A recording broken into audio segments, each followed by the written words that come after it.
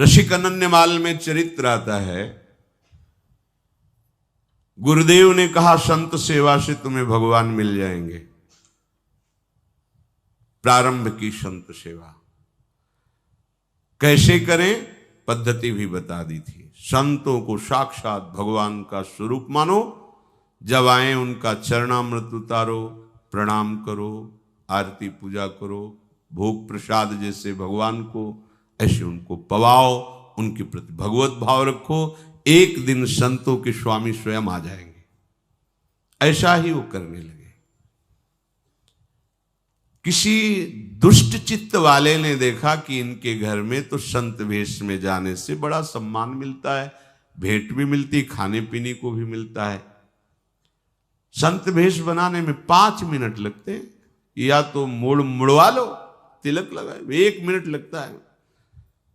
मोड़ मुड़वाए, कपड़े बदल लो, संत बन गए आप। ये ऐसा भेष है कि बड़े बड़े पापात्मा भी इसमें छुप जाते हैं, दुराचारी भी छुप जाते हैं। इसीलिए फिर लोग कहते हैं संत ऐसे होते हैं। संत ऐसे नहीं, संतों को तो अभी समझा ही नहीं, तुमने जाना ही नहीं। प्राण त्याग देना सहज है, धर्म का त्याग नहीं करते संत जन जो संत होते हैं। ऊसर बरसई तृण नहीं जामा, संत हृदय जिमि उपज न कामा।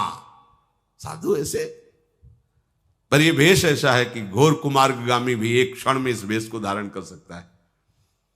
उस दुष्ट चित्त जवान व्यक्ति ने साधु का वेश धारण किया, गुरु आज्ञा के अनुसार केवल संत आए, बस ये भाव, साष्टांग प्रणाम, चरणामृत लिया, घर में छूट, संत हमारे भगवान है। अब उस संत तो है नहीं, उनकी तो दृष्टि है पार्थिव, एक अकेला लड़का, और जहां संत सेवा होती वहां ऐश्वर्य की भरमार हो जाती है। पक्का ये ऐसा व्यापार है जिसमें कभी घाटा नहीं, मंगल ही मंगल है। कहीं भी जहां संत सेवा प्रारंभ हुई, ऐश्वर्य वहां चरणों में लौटने लगता है, क्योंकि भगवान के दासों की सेवा भगवान को अधीन करने वाली होती है। जैसे किसी गर्भवती मां को अच्छे अच्छे पदार्थ पवाओ तो बालक को अपने आप पुष्टता प्राप्त होती है, ऐसे संतों के हृदय गर्भ में भगवान विराजमान है। संतों के मुख से जब आप जो भोजन पवाते हैं तो पुष्ट भगवान होते हैं। संत सुंदरी हैं और उनका गर्भ भगवान है। उनके हृदय रूपी गर्भगृह में साक्षात प्रिया प्रीतम विराजते हैं। अब उसकी दृष्टि गई उस अकेले लड़के पर, तो सोने का हार और अच्छे अच्छे आभूषण पे। उसने सोचा अंदर चोरी करना तो बड़ा मुश्किल, इस लड़के को ही मार देते हैं, आभूषण उतार करके यहां से निकल लेते हैं। क्योंकि साधु तो था नहीं, 2-4 दिन खूब खीर पुआ पाए। एक दिन देखा कि वो जो सेवा करने वाले थे वो किसी कार्य से बाहर गए। अब वो लड़के को बुलाया, तो ऐसे भक्त हृदय के पुत्र भी तो भक्त हृदय होंगे, बहुत सरल स्वभाव। अभी नाबालिग बच्चा, उसको क्या ज्ञान की कौन किस भाव से बुला रहा है। एकांत में ले जा करके गला दबा दिया, उसको जान से मार दिया, उसके आभूषण छीन लिए, बक्से में बंद कर दिया, बच्चे को निकला। बाहर से जब गांव के बाहर जा रहा था, उधर से भगत जी आए। उनका जरूर कोई हमारी त्रुटि हो गई सेवा में महाराज, इसलिए आप एक बार आप पुनः घर पधारे, चलें और एक दिन और रुकें। अगर कोई हमसे गलती हो गई हो तो क्षमा करें, जरूर कोई सेवा में त्रुटि हो गई, हमारी पत्नी ने या किसी सेवक ने ऐसा कुछ, प्रभु मुझे क्षमा। उनके तो होश उड़े, क्योंकि वो हत्या करके आ रहे, वो साधु है ही नहीं, केवल वेश धारण किए। अब कुछ बोल नहीं पा रहे, वापस जाना ही पड़ा, क्योंकि भक्त में ऐसी सामर्थ्य होती है। उसकी श्रद्धा का तुम दुरुपयोग करो तो तुम अपने आप जलोगे, तुम्हें कोई बर्फ शीतल नहीं कर सकती है। ध्यान रखना, अगर सच्चे संतों की आज्ञा का उल्लंघन करोगे तो त्रिभुवन में कहीं भाग के चले जाओ, जलन से नहीं बच सकते, और ये जलन तुम्हारा नाश कर देगी। आए, बैठे। महाराज क्या त्रुटि हो गई थी, आप क्यों जा रहे थे, रो पड़े हो। देखो संत का प्रभाव, उस भक्त की साधुता। उन्होंने कहा मैं संत नहीं हूं, मैं बहुत दुष्ट हूं, नीच हूं।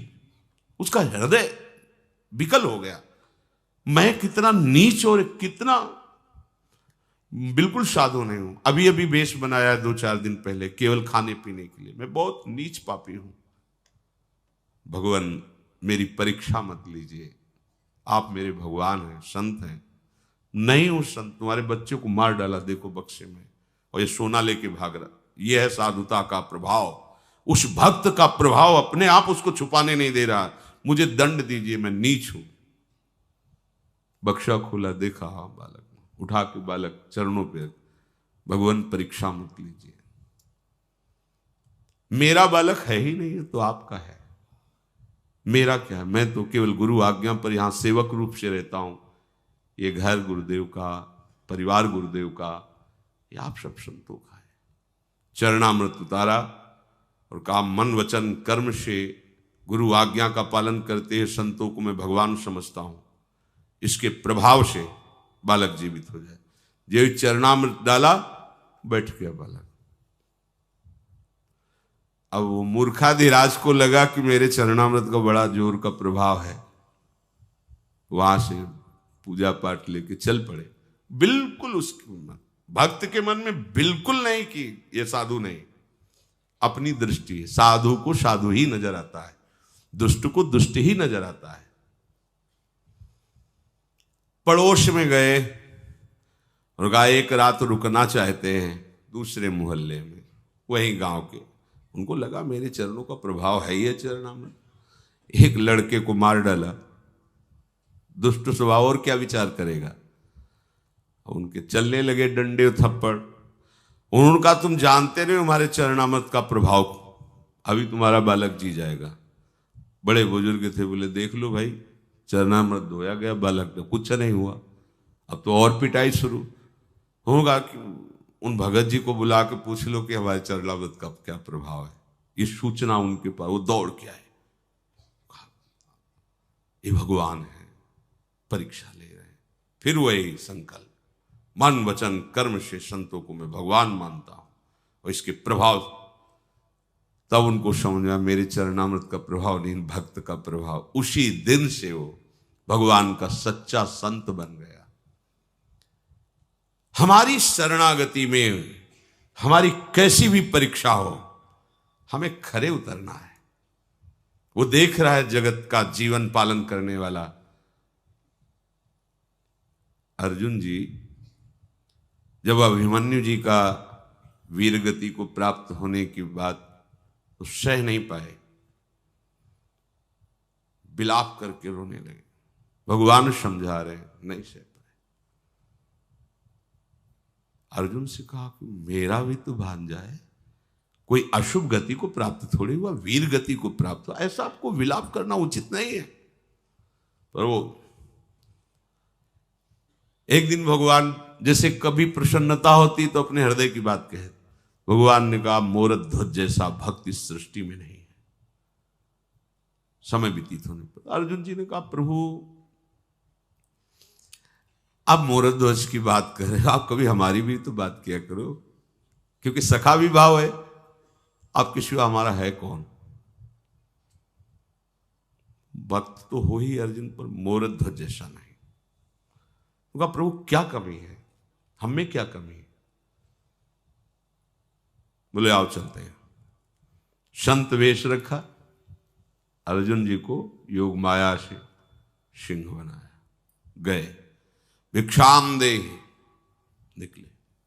वो संत भगवान पधारे, साष्टांग प्रणाम किया। भगवान आदेश कीजिए, ये हमारा निजी सिंह है, भूखा है, इसको भोजन की व्यवस्था कीजिए। कहा भगवान सिंह तो मांस खाता है, हम तो वैष्णव जन हैं, अब देख लो। बोले फिर समय दीजिए, हमें कसाईवाड़े जाना होगा, वहां से मांस खरीद के ला। ना ना ना, कसाईवाड़े जाना होता तो तुम्हारे यहां क्यों आए, यही मांस की व्यवस्था करो। भगवान यहां कैसे कैसे क्या, वो वैष्णव जन है, कैसे, कौन कौन है परिवार में। एक बेटा है, पत्नी है, हम हैं, हाँ चल जाएगा काम। बेटे को काट करके दे दो, सिंह भूखा है खा ले। आरे से काटना, 2 भाग करना है, पर तुम्हारे अश्रु नहीं आने चाहिए। तो उनका भगवान अश्रु क्यों आएंगे? हम तीनों तो भगवान को समर्पित है, शरणागत है, भगवान का है। अभी आपकी आज्ञा का अक्षरशः पालन होता है। और बेटा भी मुस्कुराते हुए कि आज जीवन कृतार्थ हुआ, संत आज्ञा में मेरा बलिदान होगा। हो गया। आरा चल रहा है, भगवान देख रहे हैं। अब हृदय में प्रेम तो पुत्र के प्रति होता ही है, पर भाव है कि हम सब प्रभु को समर्पित है, जैसा दीनानाथ चाहे वैसा करे, हमारा कोई आस्तिक। भगवान ने कहा रुक जाओ, मैं कोई संत नहीं, ये कोई सिंह नहीं। अर्जुन से कहा खड़े हो जाओ।